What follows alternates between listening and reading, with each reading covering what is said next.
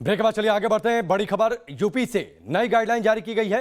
21 जून से प्रभावी होगी नई गाइडलाइन। कोरोना पाबंदियों में छूट दे दी गई है और नई गाइडलाइन के तहत कल से सुबह 7 बजे से लेकर रात 9 बजे तक तमाम गतिविधियां, जो व्यापारिक गतिविधियां हैं वो संचालित होंगी। होटल रेस्टोरेंट खुलेंगे, मॉल 50% क्षमता के साथ खोल सकेंगे।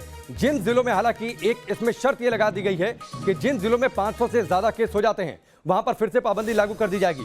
यानी तीसरी लहर का जो खतरा है उस खतरे के मद्देनजर एक प्रिकॉशनरी मेजर अभी से कि जिस भी जिले में अगर 500 से ज्यादा केस होते हैं वहां पर एक बार फिर से कोरोना कर्फ्यू की पाबंदियां लागू कर दी जाएंगी, ताकि तीसरी लहर को कंट्रोल किया जा सके, उसमें केस बेतहाशा ना बढ़ सके।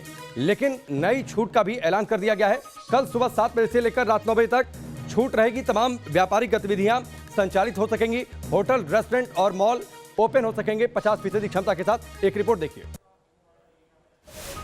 21 जून यानी कि कल से पूरे प्रदेश में कोरोना कर्फ्यू में और ज़्यादा ढील देने का सरकार ने फैसला किया है।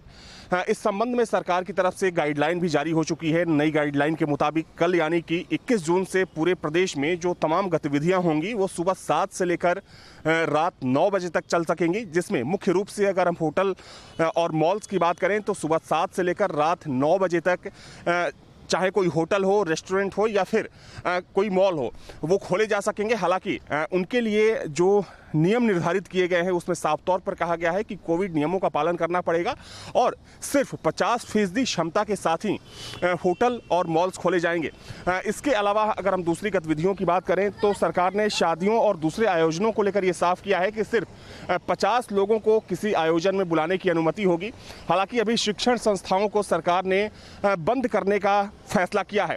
वहीं सरकार ने यह भी साफ किया है कि अगर किसी जिले में 500 से ज़्यादा सक्रिय केसेस होते हैं, यानी कि 500 से ज़्यादा पॉजिटिव मरीजों की संख्या होती है, तो वहां पर जो कर्फ्यू की मियाद है वो बढ़ा दी जाएगी।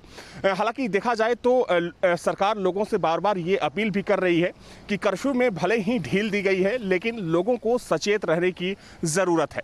वीडियो जर्नलिस्ट सैफुल हसन के साथ अविनाश सिंह, न्यूज़ नेशन, लखनऊ।